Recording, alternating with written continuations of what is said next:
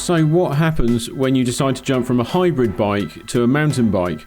Well, 2 weeks ago I bought myself a Specialized Stumpjumper 2021 alloy, the bottom of the Stumpjumper range, and I have to say, despite this, I have never been happier. It's been a long time coming, and I've been deliberating the idea of getting a mountain bike to extend the fleet for over a year.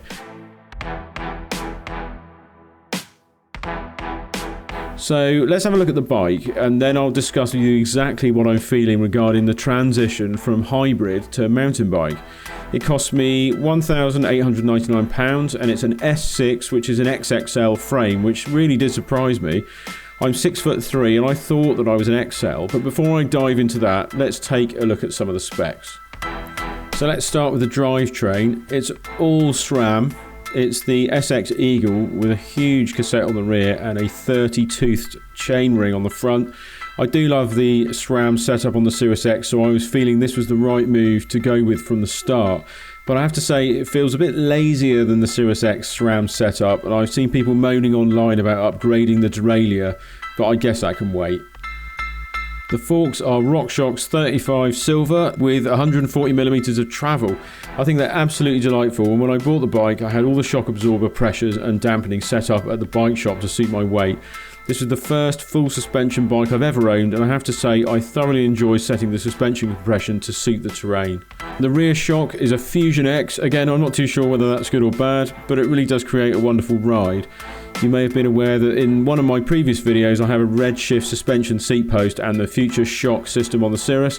So this is a real step up, but it comes of course at the additional cost of some extra weight. I've added 2 additional risers to the stem, which seem the right thing to do and suits me perfectly. I've got a really nice position over the front wheel and the angle of my back is perfectly fine. I think I may actually upgrade this in the end to something that's just a little bit shorter, because I do feel sometimes there's a bit of pressure on my hands, but then again this is all getting used to the bike and setting it all up. Every bike should have a dropper seat post. I absolutely love this invention. Not only is it exceptional when riding off-road, but it's also really useful for when riding up hills, down hills, or indeed any time you feel the necessity to alter the seat height. Having that control on a lever is one of the best things about this bike. As usual, I can't say much for the Specialized saddle. It feels like a block of 2x4 at the moment, just like it did on the Sirrus X when I bought that, but I'm persevering with it all for now. So I went into the bicycle chain store, which is in Bridgewater. They've also got shops in Taunton and I think Weston-super-Mare as well. It's a fabulous shop. Quite a lot more bikes than I was expecting in lockdown. The intention was to walk away with a giant Trance 3 or a Trance X, both of which were considerably more expensive, both of which were XL frames, and I'd already concluded that the XXL Stumpjumper was going to be way too big for me. Not the case. As I brought my knees up whilst tightly turning on the Trance, I was almost knocking into the ends of the bars, and the Stumpjumper gave me much more room. My friend Mark and the staff both agreed I looked way more comfortable, my riding position was much better on the XXL, and I have to say I am extremely glad that I bought it. So what are the main differences and less obvious differences between riding this bike and what I know from riding the Sirrus X Hybrid? Well, firstly, the Stumpjumper is really massive. It's probably another 6 to 8 inches longer than the X. It's also about 5.5 kilos heavier, and I have to say, it hasn't really put me off in the slightest. In fact, last Saturday I managed to ride 29 miles on a fast-paced gravel and track ride that I would have done on the Sirrus X. Let's have a look at some of these points further by discussing them on the ride. Okay, so off the main roads and now onto some track riding. The main thing about this bike that I've found over the last 2 weeks is that it can be as responsive and as fun as riding the Sirrus X. But the thing to bear in mind is it's significantly heavier. It's just as much of a good ride, but you've got to really give it some, and that's absolutely fine. I think that if anything, this bike will push my fitness levels higher and higher. So I'm attacking all of the routes I would do normally on the Sirrus X on this bike to start me off, get my fitness up more than anything. and it's proving to be a really good idea.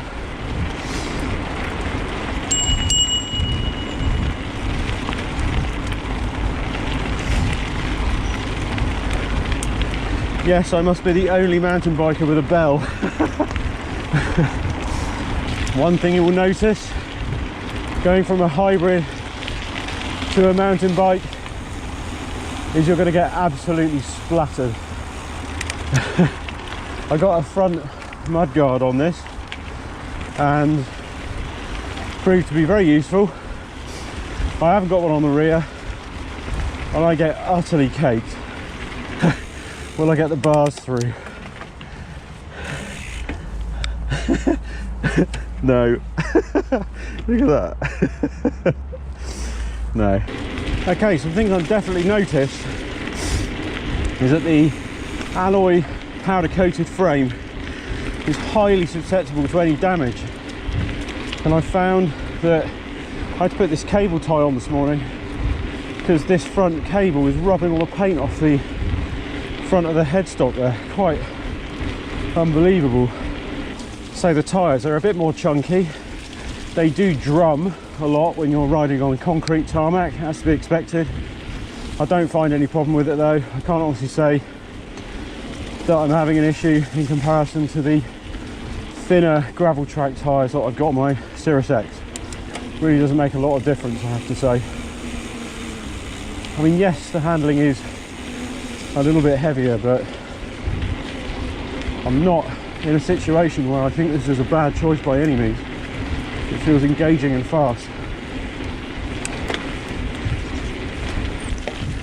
So how am I finding the SRAM Eagle gears?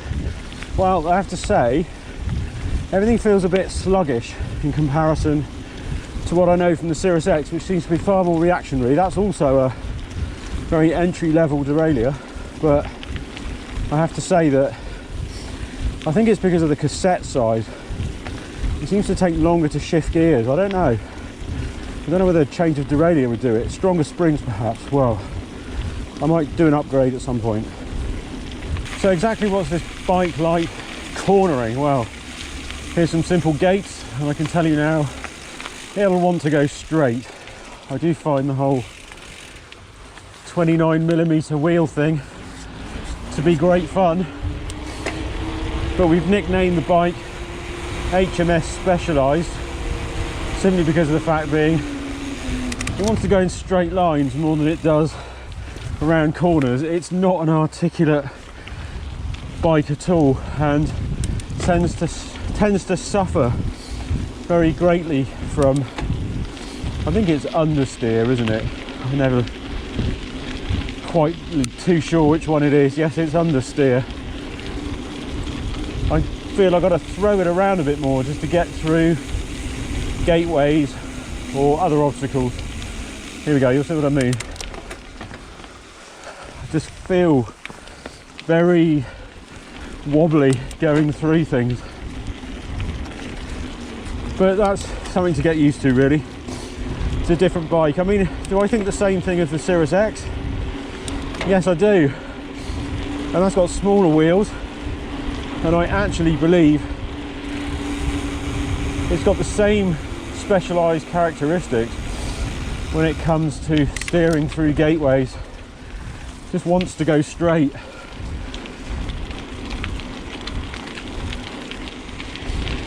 So I'm in top gear now. I'm doing 20 miles an hour. It seems to me as though they've taken 2 gears from the bottom and stuck them at the top in comparison to the Sirrus X. It's quite comfortable cruising at 20 miles an hour on this, but really 25 and you're getting to the point where you can't pedal any faster. Now that's at about 35 on the Sirrus X, and the Sirrus X of course isn't anywhere near as amazing a climber as this is. That first gear is just remarkable when going up steep terrain. I had no idea how I could actually keep going on some stuff. So I'm on the Ray Trail, which is between Moretonhampstead and Lussley, and this section of downhill is fantastic. Just done easily a 7-8 mile gentle uphill climb with a steep uphill going into Moretonhampstead. Quick cup of coffee in the cafe because they're now open again, thank God. But this section back down to Lussley is just divine. It's such a blast. Beautiful conditions today, a lovely winter's ride. Thoroughly enjoyable. So what's this bike like climbing uphill? Well, I have to say, I would almost say it's better than what I know from the Sirrus X. It's the frame geometry, it's the height of the saddle, it's the angle, I think, of the ride in relation to the crank and the bottom bracket. They've really done a marvellous job at getting this aligned. And I used to get aching at the top of my quads going up into my hips on the Sirrus X, and I don't get any of that with this bike. So I find it a more active, more planted, I think the word is, climb than I was getting from the Sirrus X. It's more enjoyable and I can attack things harder as well. So what are the brakes like? Well, they stop you pretty fast. Well, I'm not too sure though. I think that they could be sharper, to be honest. Do you remember the Rally Bomber? This is the Rally Bomber of the 21st century. I had a Rally Bomber when I was 13 years old. I was a tiny 13-year-old as well. The bike was so big on me. I was desperate to do jumps off pallets and have some fun with my BMX friends, but no, I had a bike that weighed twice theirs. In fact, I'd probably say it's quite similar to this.